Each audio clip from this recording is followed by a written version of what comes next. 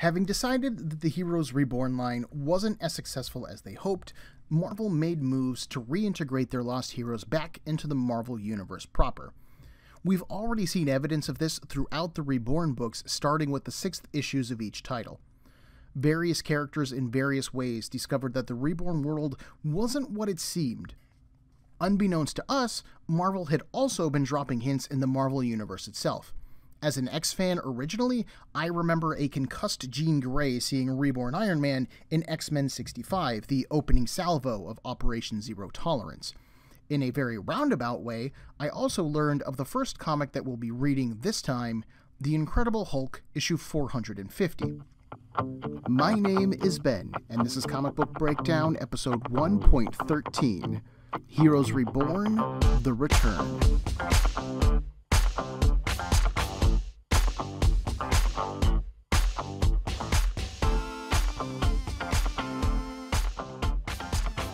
When I start collecting a book, I tend to do some research first.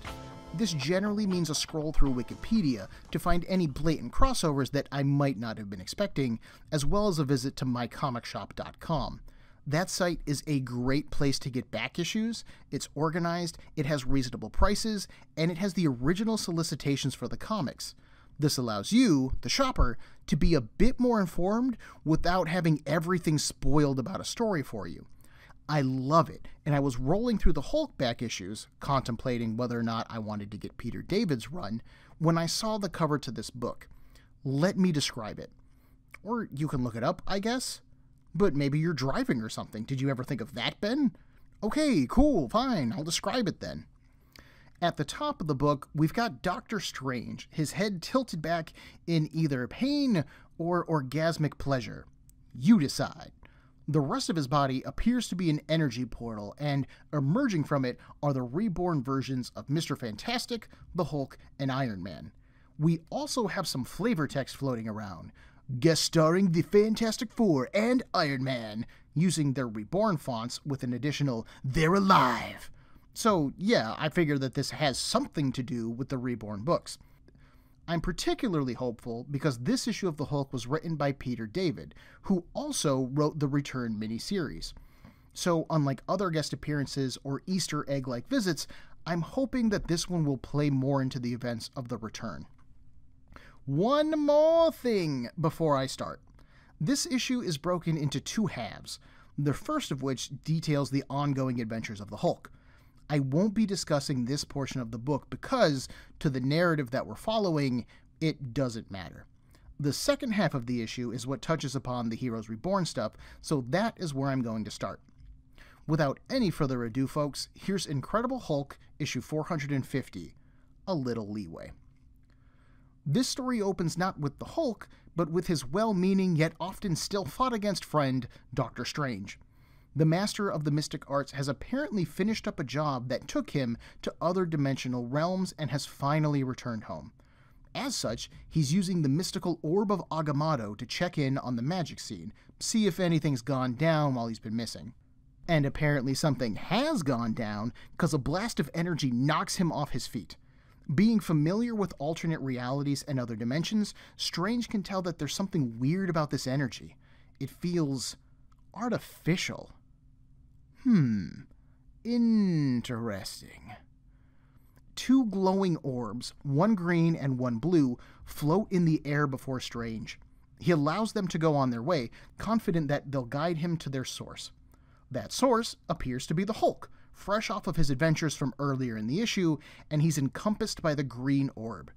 Strange comments that now that he's in the orb, it seems to cut off the leakage of energy that's coming from the Hulk. But this is the Hulk, and he doesn't do trapped in a bubble, so he bursts free and drops to the ground, face first. Good job, big guy. The green energy comes back, now physically blocking Strange from the Hulk.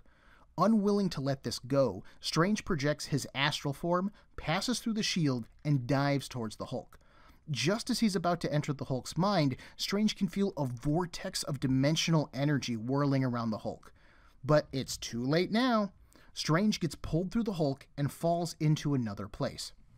I'll blow the reveal on this one and just confirm that, yes, Strange has fallen into the Reborn universe. It's not like, a one-for-one thing, though.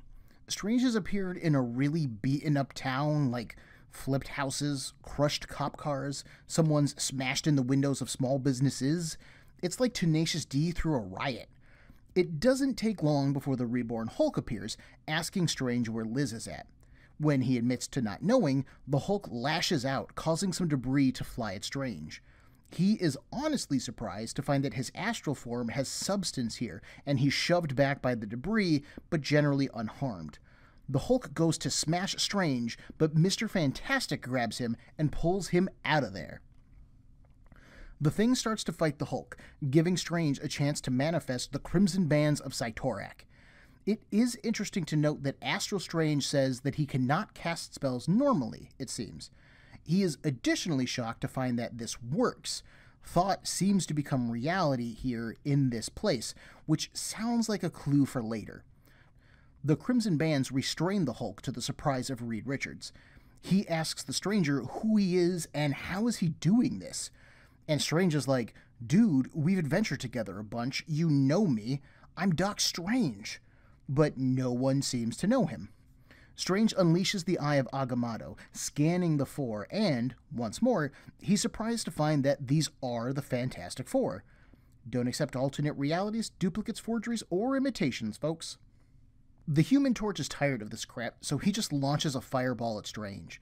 This distracts him, giving the Hulk a chance to break free of the Crimson Bands. Strange is pretty cool about it, though, turning the eye on the Hulk to reveal his true nature. Strange learns that Bruce Banner is indeed inside this Hulk, but he's leaking energy. Strange comments that it's like a reactor with no control rods, which I think is interesting. I mean, other than the level of gamma radiation that Banner was exposed to, the origins of the two Hulks are pretty much the same. Why does Reborn Hulk have this problem, but not the 616 Hulk? I like the idea that Banner acts as a control rod, but if he's present in the Return Hulk, then Reborn Hulk shouldn't be leaking energy, which would mean that the 616 Hulk is leaking energy. But both of them are leaking? Why? Dunno. Hopefully we'll find out. Strange also comments that the leaking energy is disrupting things on an atomic level, which could break down everything. And that sounds pretty ominous. Back in the 616 reality, the Hulk wakes up and starts to punch at the energy shield surrounding him. Smash cut back to the Reborn universe, where Iron Man flies into the action. He does not have his exhaust pipes, which is a big letdown to me because that's kind of the signature feature of Reborn Iron Man. But it's cool because that's about when 616 Hulk shatters the energy shield again, disrupting whatever is going on with Strange, pulling him back to the 616 reality. He immediately tries to explain things to the Hulk, but he's cut off. The Hulk is tired of being lied to, he's tired of feeling empty, he wants more. And Strange says that he knows why that is. The reason that the Hulk feels empty is because the rest of him, meaning the Bruce Banner portion of him, is in another reality. And that's creating a bridge with this pocket reality, feeding more and more energy into the Hulk. He'll keep becoming stronger, but eventually, the strain will become too much for him, and he'll die. With a tear in his eyes, the Hulk simply replies, "Good." He leaps away, just as Strange says that if the Hulk dies, then everything will die. Like, the whole universe kind of everything. And that's it. It's a bit hard to comment on all of this without also reading through the Return. I haven't been following this run on the Hulk at all, so seeing a willing-to-die Hulk is new and disturbing. I like Strange as an entrance character to this whole mess. He's a good way to bridge the two realities. But again, he's been so far outside of the narrative that it's kind of jarring to have him involved. I didn't like the peek into the Reborn reality, given that it ties into nothing. The Fantastic Four never fought the Hulk really only ever showed up at the Stark facility in Buffalo and on Avengers Island, and Iron Man certainly never teamed up with the Fantastic Four to fight the Hulk. This whole scene was invented just for this issue, and without the larger context of the Reborn books, it feels pretty pointless. I do like Strange realizing that the Reborn world is an artificial construct, not a natural part of the multiverse. I also like the idea that 616 characters can manifest thoughts as reality inside this reality because it's basically made of pure thought. I like the idea of the Hulk being a vital character to this, given that he's one of the few characters who exists in both realities, but let's be honest, he isn't totally unique in this either. She-Hulk, Leonard Samson, Nick Fury, Galactus and his Heralds, the Super Skrull, all of the villains outside of Doctor Doom, they all still exist in the 616 reality. So this feels like a doozy of a plot hole, but Peter David is a solid, experienced writer. If anyone can make sense of this, it's him. So before we get into the return, I kind of want to recap what we have in terms of bridging reality. It was established in the Avengers that a Terran reality exists within Avengers Island at the Gamma Core. The Reborn heroes saw a vision of Onslaught there when the Hulk died. Thor Classic came through this tear and appears to be the same Thor that went into Onslaught. We also know that Loki used the tear to manifest the Vision's 616 memories of villains they faced, which explains the inclusion of guys like the Black Knight or Grim Reaper who shouldn't have existed in the Reborn universe. We know that the Watcher knows about this pocket reality, telling the Fantastic Four that they may yet be able to save their reality before the events of Heroes Reunited. He hints that stopping Galactus will give them a chance to save two realities. We also saw the Watcher at the end of the Onslaught Marvel Universe one-shot, mysteriously hinting that the heroes might not be gone forever while gazing at Franklin Richards and his blue ball. We also have chronal anomalies like Ricky Barnes and Rebel O'Reilly, who only exist in the Reborn universe. Oh, and Cable knows about the Reborn reality. I totally bet that he's going to show up in this. Yup. So enough recapping. I have been waiting far too long to read this miniseries, so let's do it. Heroes Reborn, The Return, go. It is a beautiful day at the Baxter Building, where Reed Richards is already awake, hard at work on science. A grumpy Sue Storm comes in, berating Reed for being a morning person. There is no mention of Reed's marriage proposal, or the fact that Sue was pregnant in Fantastic Four issue 11, but we're not going to worry about that, because it's the kind of weather that just makes you glad to be alive. And I turn the page and... oh, New York is flooded and it's the end of the world. I'm sorry, what? Things have gone from 0 to 90 pretty flippin' fast here. Floating down the river, street, is the son of Reed and Sue Richards, Franklin. He clings desperately to a life raft assembled from odd pieces, possibly some kind of Fantastic Four-themed life raft. This seems like an odd thing to license, right? Oh, right, it's the end of the world, right. We've more important things to do. As Franklin screams for his parents, a woman wrapped in a billowing trench coat stands by, a pillar of strength in this raging tumult. Her long dark hair whips in the wind, the ends tinted gold. Small pinpricks that are her eyes peer out of the shadows. She looks unaffected by the devastation around her. Like she's kind of over it, honestly. Mystery Woman, who we'll come to learn is named Ashima, tries to explain to Franklin that he doesn't need his parents. But he doesn't care, he wants them, and he wants them to be there with him. Ashima says he won't need his parents because he'll be with them. And by them, she does not mean his parents. And those mysterious thems understand that this might be difficult for him to take in. That's why they've approached him this way. Which only confuses Franklin more. Ashima reaches for him and he moves away, falling off the raft and into the cold waters. As he breaches the water's surface, he appears to float in the air. Ashima states that Franklin has the power to reshape reality itself, power that humanity has never had before.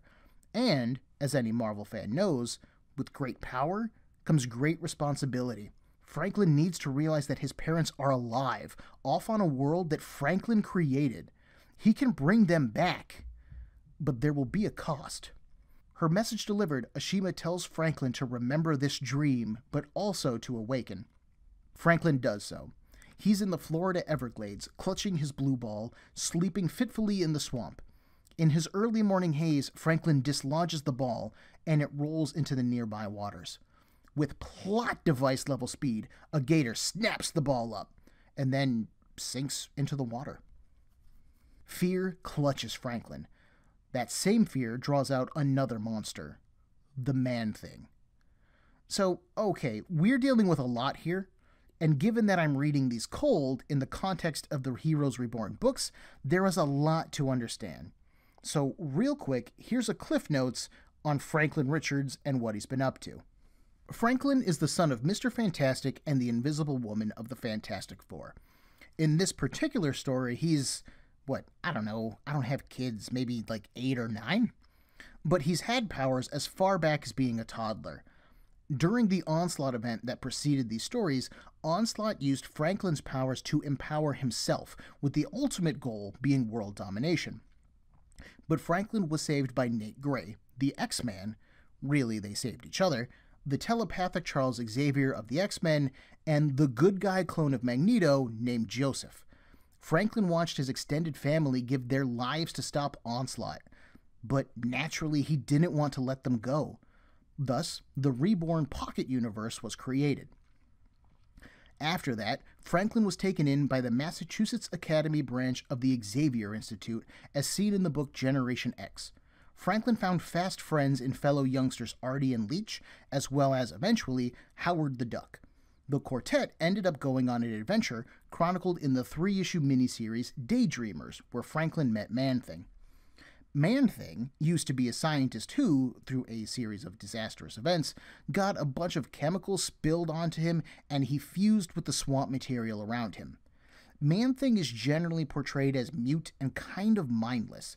He pretty much just chills in the Everglades, only being caught up in events that other people bring to him. He does react to the presence of fear, though. He hates it, although, I won't lie, I'm not sure why. But if the Man-Thing senses fear and touches whoever is doing the fearing, they'll burn. It's pretty wicked. Man-Thing has also, somehow, ended up as the guardian of the nexus of all realities, located in the Florida Everglades. This is why he's watching over Franklin, a boy with the power to alter reality.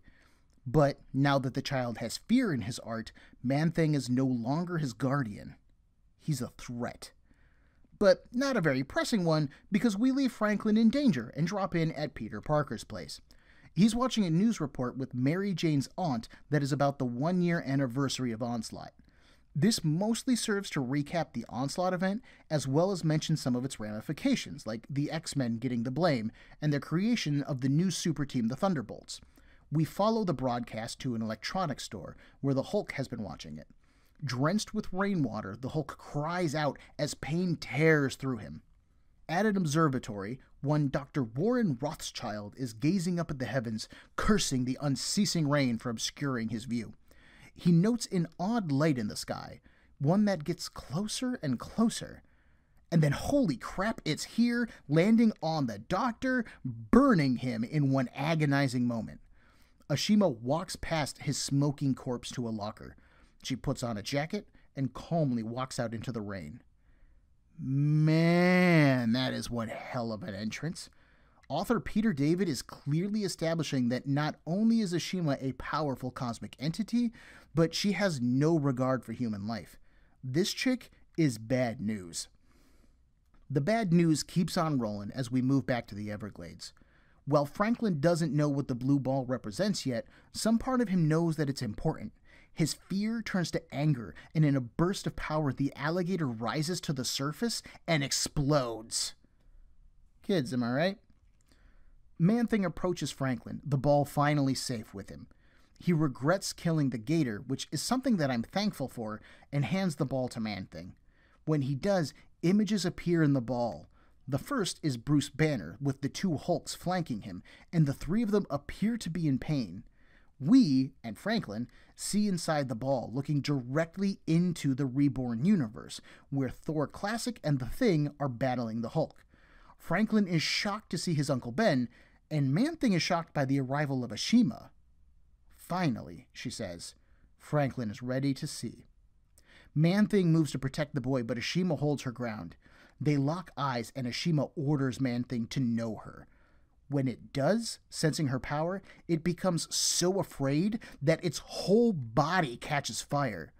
That is one of the most badass yet subtle displays of power that I have ever seen reading comics.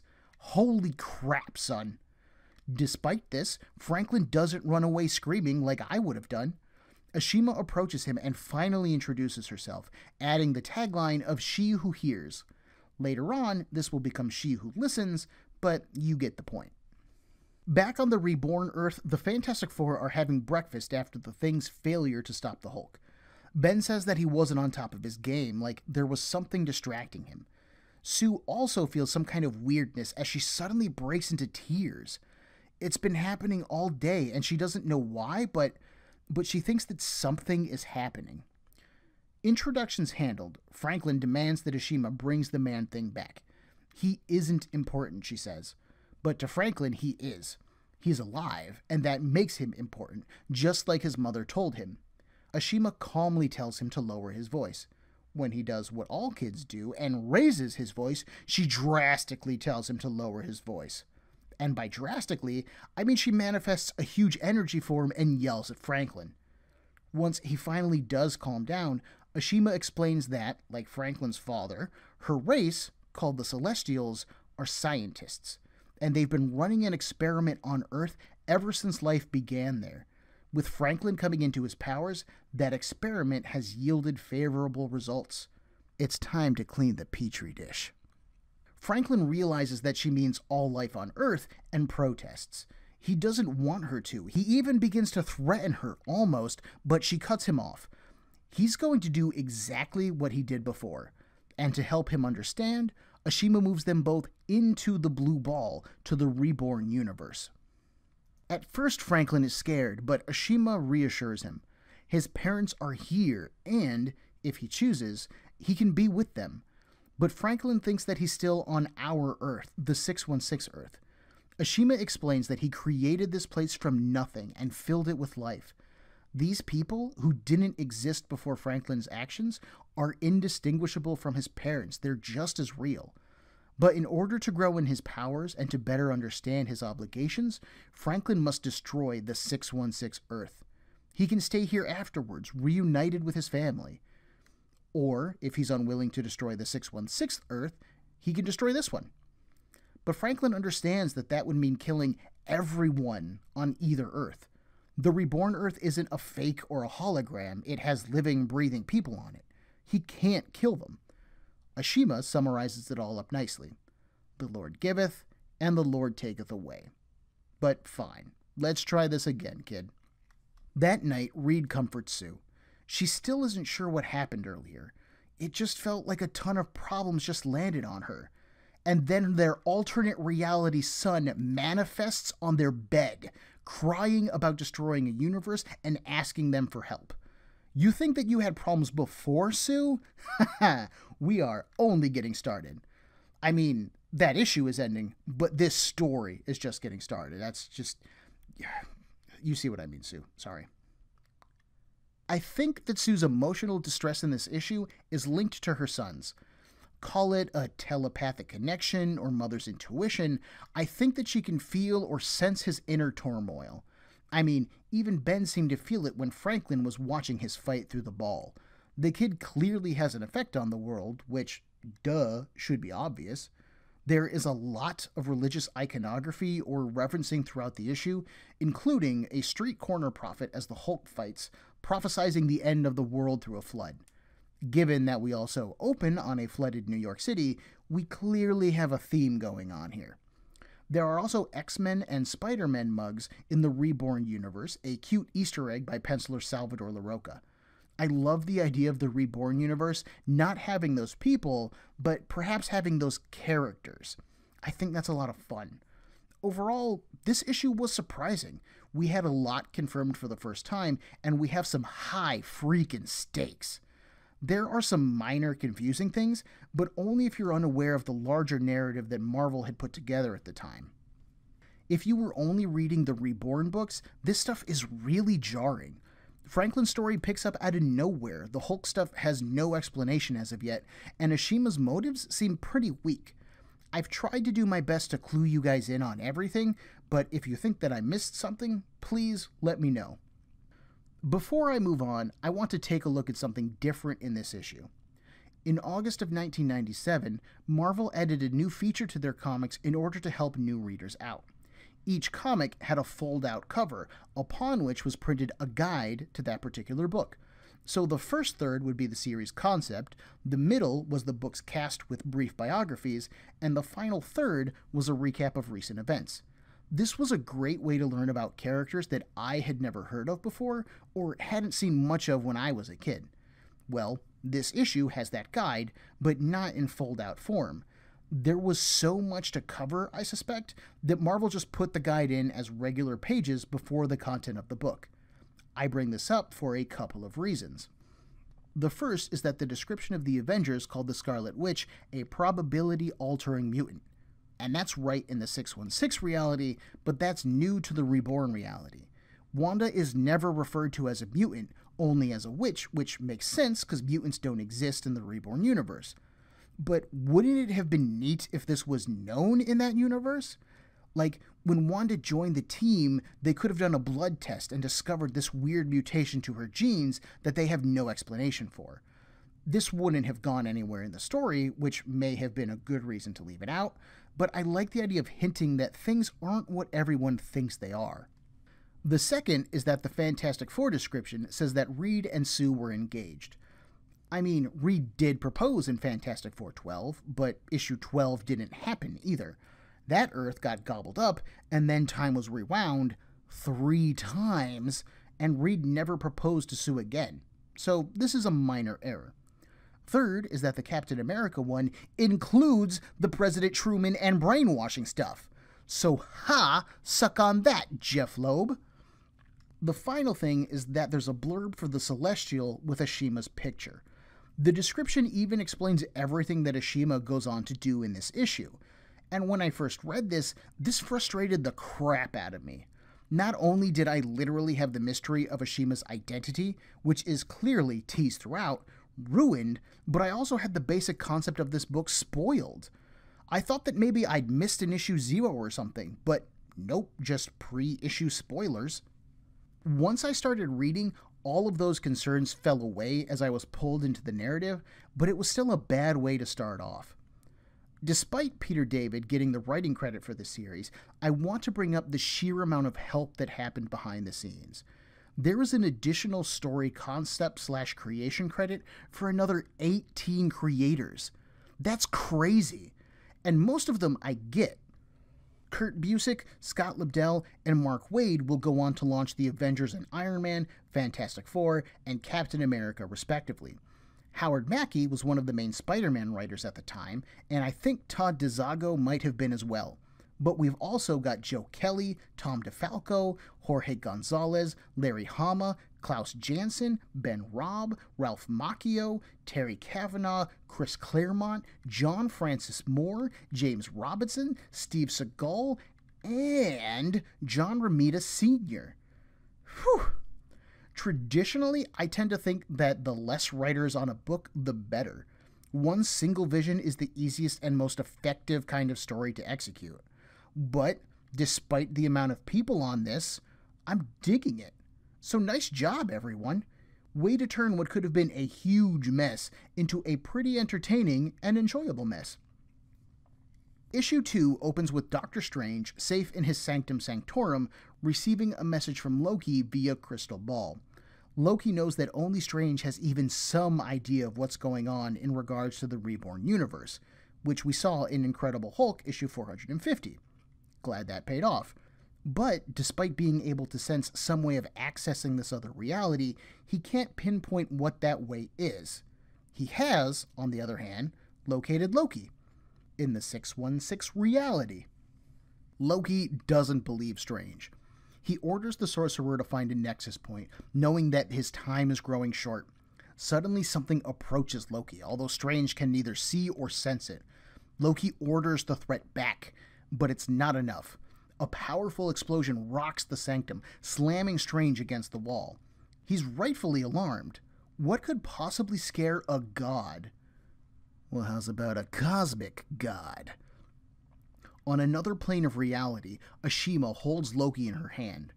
Her business is not his business, any more than his business is that of an ant. So, she squishes him. This is a great scene, but we all know that Loki died over in the Avengers. It occurred to me as I was typing this up that David's minor continuity error here might not technically be an error at all. The first issue of Heroes Reborn: The Return was released in December, and all comics are traditionally solicited 3 months before their publication month. So, Heroes Reborn would have had its writing process started around August or September. Avengers issue 10 would have just been released in September. So it's possible that we had different editorial teams on the two books, and given that Walter Simonson is like the one guy who has no credit on this, I don't think he was consulted.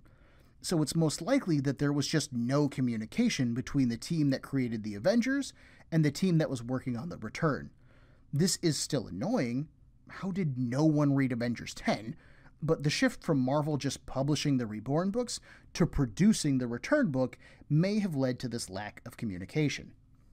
In the Reborn Universe's Baxter building, Ben Grimm and Johnny Storm enter the Richards' room, summoned by their screams. They're just as surprised to see Franklin's glowing form as Reed and Sue. Franklin refers to Ben as Unca Ben, another surprise to the group. Kind of horrified, Sue tells Reed that she recognizes Franklin from their trip into the negative zone. He is their son. With tears in his eyes, Franklin says that the Celestials are coming, and they're going to make him destroy a world. He knows that he made this world in order to save them, but he doesn't know how he did it.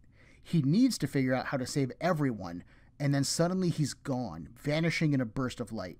Sue cries his name, reaching out for him, near to tears herself. She knows that this child is their son. Even if she doesn't know how, she knows it. She asks Reed to promise to help him, and he does. At the Parker residence, Peter is still watching the news, but he's getting antsy. He feels like he's needed, but he doesn't understand why or how. That's when the newscaster mentions that the Hulk is putting people on edge in the city, and suddenly, Peter has an excuse to suit up. So, he puts on the spiders and he catches the bus, just waiting for the cold that all this rain will give him. The Hulk is walking his way through the city, barely aware of his surroundings. The energy bleeding out of him disrupts any lights he passes by, a trail of gloom reaching out behind him. Someone orders him to stop, and he turns. Behind him are Leonard Samson and a tank. Leonard tries to convince the Hulk to stop, to let them help, but he doesn't want help. Shockingly, all the Hulk wants is to be left alone. He jumps into the air, trying to escape, but Mach 1 of the Thunderbolts gives chase. He blasts the Hulk, ricocheting him into Central Park. The Hulk grimaces. This is where the whole mess started. Figures. Samson, the Thunderbolts, and Hercules approach the Jade Giant. Hercules tries his hand at talking the Hulk down, and he does a pretty terrible job of it. The Hulk is just about to attack when we pick up on this scene one reality over. The Reborn Hulk is facing down Thor Classic when the ground suddenly bursts open, spewing hot magma. Thor Classic takes action immediately, defending the innocent civilians around them from the natural disaster. During the chaos, though, the Hulk ran, and the threat of the magma seems to go with him. That particular story gets to wait while we rejoin Doctor Strange on his own quest for answers. He took Loki's hint and has traveled to the Everglades in search of the nexus of all realities. Instead, he discovers Franklin's ball, and decides to see what would happen if the ball was near the Hulk. Wouldn't that be fun? We don't follow that great segue to the 616 Hulk, though. We, like Franklin, have been transported to some peaceful forest, home of dozens of animals. Franklin turned to his parents to get help. Why did Ashima take him away? Ashima explains that Franklin is the only being who can make this decision. He doesn't need advice from lesser beings. But they aren't lesser beings, they're Franklin's parents. And this is his world. Why should he make it go away? Ashima warns the boy that her patience is wearing thin, despite the fact that he's asking a pretty important question. If Franklin won't choose a world, then the Celestials will take action. Now, Franklin's patience is gone.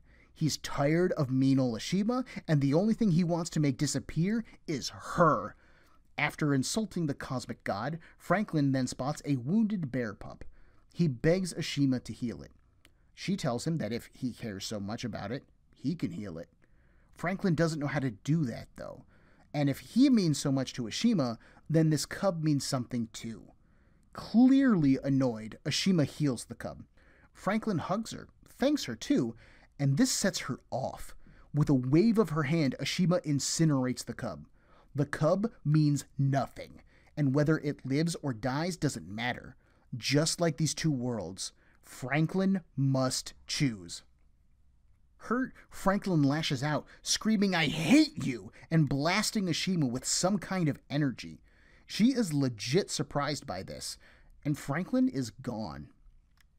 We bounce back to the Baxter building, where Reed is watching the skies. He goes to Ben and Sue, informing them that there are 2 fireballs headed towards Earth. And, to top off the good news Sunday, the entire planet is now 2 degrees warmer, and there was a lava geyser in Midtown. Sue tiredly refers to all of these events as some kind of celestial catastrophe, and everyone blinks. The boy didn't mean cestial. He mispronounced celestial. Oh. Fearing the worst, Reed decides to call Tony Stark in on this. While the reborn Earth is cooking, the 616 Earth is drowning, and it seems that the Hulk is the cause. He's growing bigger as the rain increases. The other heroes are swept away in the floodwaters. Only Spider-Man's agility allows him to get close, which is right when Doctor Strange and his reality ball arrive. The orb streaks down to the Hulk, and then it pulls him and Spider-Man into it. Spidey is confused, but handling it when someone approaches the pair. The Hulk is finally glad to have found this person, who is the reborn Hulk. Now the Hulks can smash. Franklin, meanwhile, is on the run from Ashima, but she can't be shaken, her face manifesting in plants and shadows. Franklin needs to pick an Earth because if he doesn't, the Celestials will come. And when they do, the energy that comes with them will destroy both worlds. So maybe there's a little pressure. A pressure he might not be around to handle as we open issue 3. Ashima continues to pursue Franklin through the jungle, but she can no longer hear him. She finds herself at the edge of a cliff, and lying on the ground, 100 feet distant, is a barely breathing Franklin. Ashima is unsure of how to proceed, so she pauses. At the Baxter building, Iron Man has arrived and learns that Reed knew who he was the whole time. Given the number of coincidences surrounding Tony Stark and Iron Man, and Reed's amazing ability to make illogical yet correct leaps in logic, this doesn't surprise me. But Tony is surprised that Reed wants to contact Victor Von Doom and bring him in to help with this whole situation. Reed reminds Tony that he helped them all during the Galactus event. Given the potential scale of what they're dealing with, they're going to need all the help they can get. So we move on to how Iron Man is going to help. He's brought rocks from a mile below the Earth's surface, but carbon dating doesn't show anything unusual.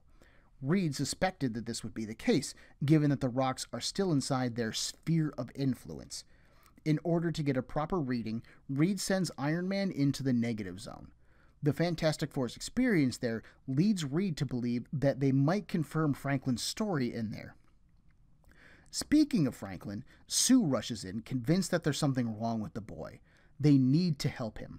Reed explains how important it is to investigate the boy's warning, which is when one of Reed's devices goes off. You remember those fireballs approaching Earth? They're picking up speed. Another pair of twins steal our focus as we shift to the Hulk's battle, guest starring Spider-Man. Spidey wisely backs up from the fight, realizing how dangerous this whole thing is. The 616 Hulk can recognize Banner inside the reborn Hulk. He blames Banner for leaving him during Onslaught, for betraying him, for causing him all of the pain that he's suffered since.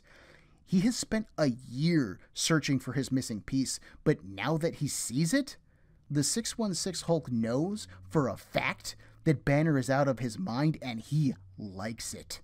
The fight takes both Hulks over the side of the bridge and into the river below. While I'm unfamiliar with the bannerless era of the Hulk, and as such a lot of this goes over my head, it's still worth having in here. I theorized during the Industrial Revolution crossover that the Reborn Hulk was more Banner than Hulk, given that he'd left the Hulk part of himself behind in order to enter Onslaught. And while that's really philosophical and out there, it would appear to be kind of on point. Not only does Reborn Hulk retain more of Banner's personality, but he also keeps Banner's hairstyle, whereas the 616 Hulk is very much his own entity in personality and appearance. I also dig the 616 Hulk rejecting Banner, another classic story point for these two. Before Spider-Man can dive in to rescue the Hulks, he's surprised by the arrival of the Avengers and half of the Fantastic Four. Remember, Spidey thinks that these folks are dead, so he's really caught off guard by their sudden appearance. As Ashima approaches Franklin, she communicates with the other Celestials. This might not have been the expected outcome of their experiment, but hey, that's how science works sometimes. R.I.P. Franklin Richards, Godchild. But Ashima is told to save him. She doesn't understand why, but fine, she'll do it. She touches Franklin's soul, and in doing so, touches the soul of everyone living on the reborn Earth. They were all born of him. They're as connected to he as she is now. The experience is enlightening and humbling, reawakening emotions that perhaps Ashima didn't even know that she had. Franklin awakens to find her crying, although she definitely denies it. He asks if he can finally go to his parents now. Ashima stares at him for a moment, then agrees that he can. He hugs her, and this time she doesn't recoil in horror and kill something. So, progress. The pair of Hulks are still going at it underwater when they're hit with some kind of energy blast. A neural inhibitor and gamma neutralizer later, they're pulled into some kind of massive craft. Back again to the Baxter Building. We've got a lot of plot threads coming together here, so brace yourself for lots of hard cuts. Iron Man has returned from the negative zone, and he's shaken. The stone samples are, in truth, less than a year old. Sue says that it's even more important that they find Franklin, which I swear sets off the Celestials are getting closer alarm. Reed reports that they have 28 hours until arrival. They need to find Franklin. So, good thing that he and Ashima suddenly appear there. Franklin rushes to his mom and they hug, reunited at last. Another reunion takes place over at the George Washington Bridge as Spidey continues to stare in disbelief at the reborn heroes. And then another one happens as the mysterious craft rises from the river, piloted by none other than Victor Von freaking Doom. You know crap is going down when Doom decides to show up. In the streets, we finally check in on the Falcon and Bucky, the first time we've seen the Falcon since Cap issue 11. Between the massive heat wave and sense of doom in the air, some folks have taken to some good old-fashioned looting. But Falcon and Bucky jump in to stop them. As the looters run, our heroes see the fireballs in the sky and can barely believe what's forming around them. Quick, once more to the Baxter Building! All of the main characters are gathered at last, giving Reed a chance to explain that he's verified Franklin's claims. There is another Earth out there that they all originally came from. The Earth that they stand upon was created a year ago by Franklin. Hawkeye has a hard time believing this. What are you suggesting, Doc? We just get on Doom's ship and fly back there? And Reed is like, yeah, basically. That's when Ashima jumps in. Yes, this is basically what they have to do. All of them. They arrived in this world together and they must leave it the same. Sue Storm doesn't buy that there isn't a way to save both worlds, but Ashima is insistent. They must go. Sounds from the street, which is like 100 stories below, and they're inside a building, so I'm not sure how that happened, but in any case, sounds from below catch everyone's attention, drawing them to the windows. They look out, watching the same thing that the Falcon and Bucky were looking at earlier. Those fireballs in the sky are the eyes of a Celestial, its hand so large the moon could rest in its palm. Time is up. I like everything coming to a head here. There are a lot of small things that bother me, but they aren't enough to derail my overall enjoyment. The biggest thing that throws me off is how casually everyone accepts the abandonment of Reborn Earth. I know that Sue protests there at the end, but everyone seems pretty cool with just abandoning this world. And I know that, yes, this world isn't natural, but neither is the Vision, or Ben Reilly, or Madeline Pryor, the High Evolutionaries' Newmen. There are tons of characters created through artificial means. X-23, that's a perfect example. And comics generally agree that these people matter. They exist, they're real. How they came into being isn't as important as the fact that they do exist. I could see Doom shrugging and dismissing all life on this planet so long as Doom survives, but not Reed Richards, not Captain America. So this is kind of gross to me. I know that intellectually this world survives because there are stories set there after the return ends, so clearly a way is found. Maybe I'm getting all worked up for nothing and Reed has a plan up his sleeve. I'd be cool with that. So, let's find out if that's the case. Issue 4 opens with everyone gathered at the Baxter Building. The Avengers, the Fantastic Four, Namor, the Inhuman Royal Family, even the She-Hulk. Sue Storm has a piece of paper and a pen as she asks Franklin, "Do we have everyone? Are you sure?" And he thinks so? The Atomic Knights, minus Hank Pym, because apparently even in another reality we say screw that guy, meet for one last time. Despite being the hero right now, Doom is reluctant to leave this world. He has everything he could want, and as he understands it, that's not the case in the world they will return to. Despite that, it almost feels mandatory, inevitable, fated perhaps, slated on the publication schedule, you might theorize. Tony agrees with Victor's sentiment, but it's Bruce who proposes something new here. This alliance, the Atomic Knights, they don't need to go away when they reach this old world.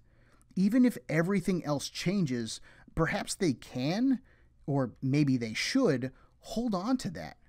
Reed is the first one to offer his hand, quickly joined by Tony and Bruce. After a moment of hesitation, Doom adds his to the pile. Across town, Captain America has come for the Falcon, but not for Bucky. She wasn't from the 616 Earth, and as such, she can't return there. Cap's told her that he and Sam are going off on a classified mission, but not why she can't come. He hugs her, apologizing for this, and tells her to take care of herself. Then they leave Bucky on a rooftop alone to face the end of her world. I won't lie, I don't like this at all.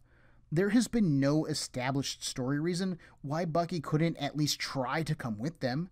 Cap leaving her behind feels gross and unheroic. After all, as far as we know, this world is ending, and he's cool with leaving this young woman to die. There's no way to clean this up for me. This bit sucks, and that's all there is to it. While Falcon and Cap are on their way back, Reed confronts Ashima. They're willing to leave this Earth, but this world must be saved. Ashima isn't having it. Franklin has made his choice. This world shall be destroyed, and then, and this comes from out of nowhere, Franklin will come with her. Reed and Sue protest this, so Ashima offers to wipe their memories if it'll help. Thor jumps to Sue's aid, as does Reed. This world will be saved, and Franklin will stay with his parents. Raw power crackles around Ashima as she confronts these microbes. She is a celestial. She could destroy them all with a thought, and she pauses, her attention shifting to a pulling on her coat. Ashima turns and looks at Franklin, his face filled with hope and fear and love. Ashamed, the celestial turned human powers down. So be it. If all these different people can come together to face her with one purpose, then she'll honor that. They must leave the world, but it will be saved. She swears it. Thor questions her honor, claiming that they really have no reason to trust that she'll keep to her word. Ashima retorts that she has no reason to lie. So Thor wisely threatens her. "I'm sure that's a good idea, big guy. Oh, look, with a snap of her finger she transforms Thor into a frog." Convinced of her power now, the heroes agree to go as one. Save for Tony. Where the crap is Tony? Tony is over at Pepper Potts' place for some pre-Armageddon sex. He awkwardly confesses that he loves her, kisses her one last time, and then leaves. Much like the scene with Bucky, this mostly just creeps me out. Pepper hasn't been shown to be interested in Tony at all in the Reborn world. Her feelings have been aimed at Happy Hogan. Not only that, but despite loving her, Tony doesn't tell her what's going to happen or try to save her. It's just a bang and run. She's even saying, "See you later, right?" Right? At the end as he flies away.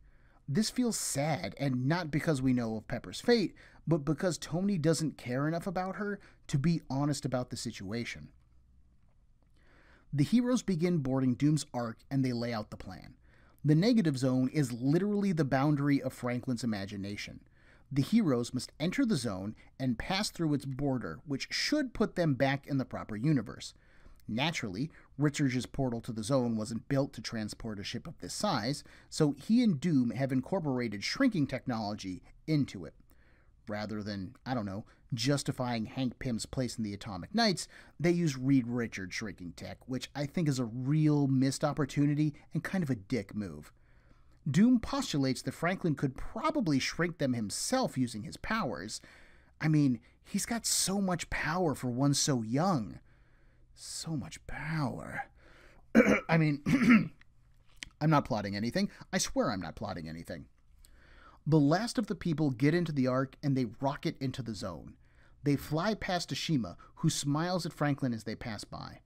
Once they're inside the zone, she sheds her human form, saying that they've sown the seeds of their own destruction. Uh-oh. The Ark races to the boundary point. Doom compliments Reed on the eagerness of his son's curiosity, then he reaches out, zapping Franklin. Reed stretches out to rescue his son, but it's too late.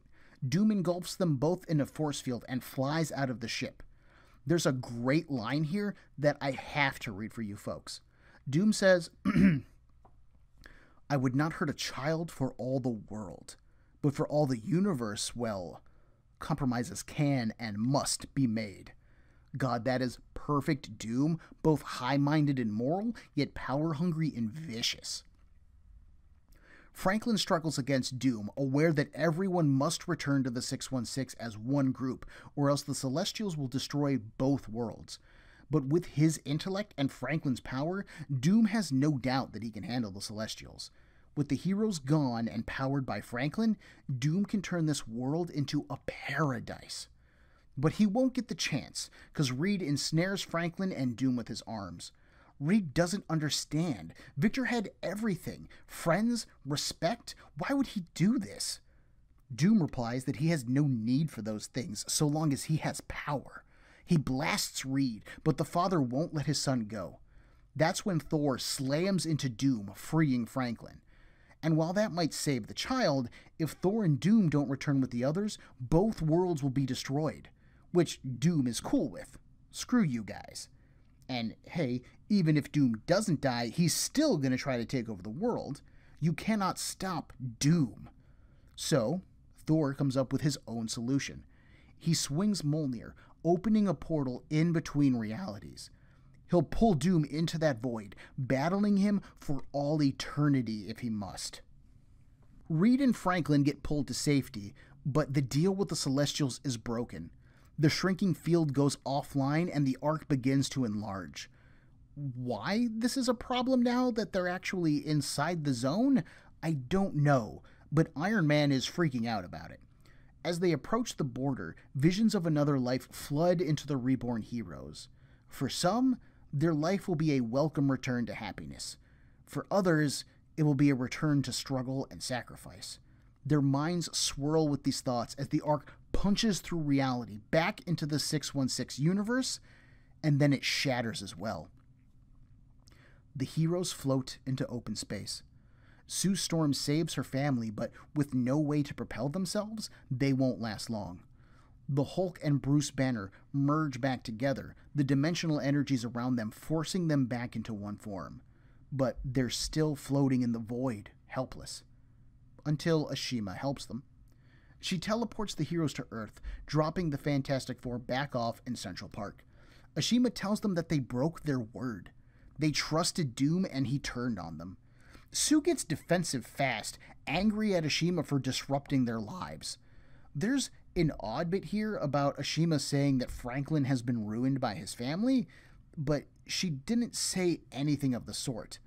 I only bring it up because Ashima then replies that she knows Franklin is ruined by them because she has been as well. Then she fades away. I'm assuming that Ashima is referring to emotions that Franklin has forced her to suffer again, but Franklin started out with those emotions. From a scientific perspective, the experiment was flawed to begin with because Franklin was human and already had emotions. So this whole thing was biased anyways. The reborn Earth, on the other hand, does not fade away. Tears flood Bucky's eyes as the skies clear and things return to normal. For Bucky, it's like a dream has ended. But the narration goes on to postulate that the entire universe is but the dream of a sleeping giant. And on the moon, we see that giant. Ashima, her celestial arms tucked against her chest, holds the reborn world in her mind and heart. She will sleep so long as the universe exists, and it will exist so long as she sleeps. She changed during her time on Earth, learning something unexpected from the celestial experiment: sacrifice and compassion. In doing so, the Celestials have learned it as well. They shall share her experiences as she sleeps, continuing to grow in ways that they never have before. These space gods may have had a hand in growing humanity, but from humanity they can learn hope, love, and sacrifice. And finally, we pull out one more time. Earlier in the issue, perhaps sensing the importance of Franklin's ball, Doctor Strange took it to someone. He wasn't sure if they could help, but he had come to their aid before, so perhaps they could help him now. This being told Strange to leave the ball, and it would do what it could. That being, it's now revealed, is eternity, an astral manifestation of everything that is. Eternity cradles the ball in its palm. The world may be the dream of a giant, but the giant might be the product of something else's imagination. Perhaps everything is. And that, at least for now, is the end of the Heroes Reborn saga. It's not the end for us, mind you, but it's the end of the core narrative. The journey that began with the fall of Onslaught has reached its conclusion. So, where does that leave us now? Personally, I'm left with an overall positive vibe regarding the return. Peter David and his team of backup creators did a solid job pulling many different characters together, even if they failed to do so regarding some of their plot lines. If the heroes present in the Reborn universe are one-to-one matches for their 616 counterparts, why was there a Reborn Thor, and why was he so different from his 616 counterpart? Why did characters with Marvel counterparts, like Loki, the Swordsman, or Hellcat, appear despite not being part of the Onslaught event? Why was there a tear in space-time inside Avengers Island? Why would the Celestials see a need to destroy both Earths? And if only one Celestial did reach Earth, we're literally shown it cradling the moon, wouldn't the energy thing that Ashima mentioned earlier have destroyed everything? Why would Franklin create new characters like Ricky Barnes and Rebel O'Reilly when every other character was a 616 match? Why was the existence of two Hulks threatening reality? I have lots of questions, but ultimately, right here, they don't matter. And honestly, the story was such a ride that, while reading, most of my questions fell away. The various cast members sound right, the story drew upon and acknowledged a variety of continuity or story points, and it all comes together as a viable story. While the story delivers on plot, and it feels like it would deliver on the characters, it's missing some depth and meaning. Would I have liked a more consistent background to all of this? Absolutely. But I got what I have, and, flawed as it is, I enjoyed it. Salvador Larroca is the artist for this book, and I think he does a great job here. I love Larroca's work, especially the late 90s stuff. I started reading comics in the mid-90s, so that pointy manga-style artwork is my jam. Joe Mad, Roger Cruz, Jeff Matsuda, and yeah, Sal Larroca here. His style perfectly captures the bright nature of superheroes. Super well colored by Liquid in issue 3. I love Larroca's Iron Man especially. There's just something about the way he draws Reborn Iron Man that just sticks with me. I don't know what it is. Perhaps the biggest flaw, to me, is the lack of a solid arc in this. All stories need some kind of arc, a journey that its main characters go on. But this is so big and features so many characters that the focus characters got lost. It feels like Franklin's story at the beginning, one in which he'll struggle to reunite with family and come to grips with not only his vast powers, but the responsibilities that come with them. But Franklin reunites with his family fairly easily, literally whining and throwing temper tantrums until Ashima acquiesces. He learns nothing in terms of controlling his powers or learning how to use them, and despite having lots of opportunities to do so. And, rather than have him finding a way to save the reborn Earth from the Celestials, even that responsibility falls to another. So perhaps this isn't Franklin's story. Maybe this is Ashima's story. After all, she does grow as a character. Ashima starts this story as an aloof, cold-hearted space goddess. She doesn't care for humanity or for Earth. Her responsibilities are to a higher calling. But rather than learning the positives of mankind as they face destruction, like the Silver Surfer did during Heroes Reunited, and finding value there, Ashima has a soul forced upon her through narrative device. We're told that she connects to every soul on Reborn Earth through Franklin's soul, but Franklin had no knowledge of this Earth. He doesn't recognize the people that he's invented or appear to have any kind of connection to them. He doesn't appear to be any more linked to this Earth as its creator than the Celestials do to the 616 Earth as its creators. So while this connection thing is poignant and appears thoughtful, it's fairly hollow and meaningless. Ashima's sacrifice to save the reborn world is heroic and great, but similarly empty because the threat had little meaning. The idea that the Celestials would want to wipe the Petri dish clean is a good one, but they're freaking space gods! They can make up whatever they want. And it's not like the reborn universe takes up a lot of space. I mean, it fits inside of a bouncing blue ball, for cripe's sake. Why can it not be spared? Ashima powers it in her comatose state, but that would imply that Franklin had powered it before, and that without Franklin, the universe would die. But Franklin never fell into a coma during the events of Heroes Reborn, so clearly it can exist on its own. Why does Ashima need to sacrifice herself at all? How about this? Let me try pitching something. At the end of the Onslaught event, Franklin creates this reality and then collapses. The X-Men would have taken him in and tried to watch over him, their telepaths trying to reawaken his mind. While they do this, he begins to have nightmares, which take the form of villains in the reborn world. These villains grow and grow in intensity until the very fabric of reality is being threatened by Franklin's powers. That's when Ashima shows up, sent by the Celestials, who see Franklin as a threat to reality. She confronts him, learns about humanity's good points, and takes his place, forever exiling herself from our reality, but powering the reborn reality. Or they could have had Franklin sacrifice his powers to keep the reborn Earth going. Then he's a normal kid in the 616 universe for so long as the reborn Earth exists, aka we've got an inbuilt future plotline. Maybe someone discovers Ashima and tries to manipulate her, putting the reborn Earth in danger, and the Fantastic Four have to go investigate.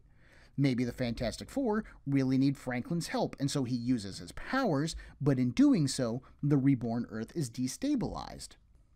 There are tons of potential problems and story developments that could have come from a move like this. Okay, so clearly I have a bunch of problems here. And I feel like they're valid points, but we're also 20 years out from this story. And with that perspective, I'm ultimately able to step back and enjoy this for what it is. A huge plot device to get some of Marvel's classic heroes back home in stunning fashion. And to that end, it works. Gone are the radical, I want to do it my way talents of Wildstorm and Extreme Studios. When the heroes return in the next volumes of their own books, it's to time-tested talents who can work in an editorial environment. And while those characters might get a clean start, the Reborn Earth story continues. There are 7 one-shots set on the Reborn Earth: Doomsday, Ashima, Doom, Young Allies, Remnants, the Masters of Evil, and Rebel. And next time on Spoiler Alert, that is where we're headed. Everyone, there are a million podcasts vying for your time and attention, and I'd like to thank you for listening to mine. If you would like to get in touch with me to share a concern, request a series, compliment me, berate me, whatever you like, send me an email at cbbreakdown@gmail.com. Otherwise, thanks for listening.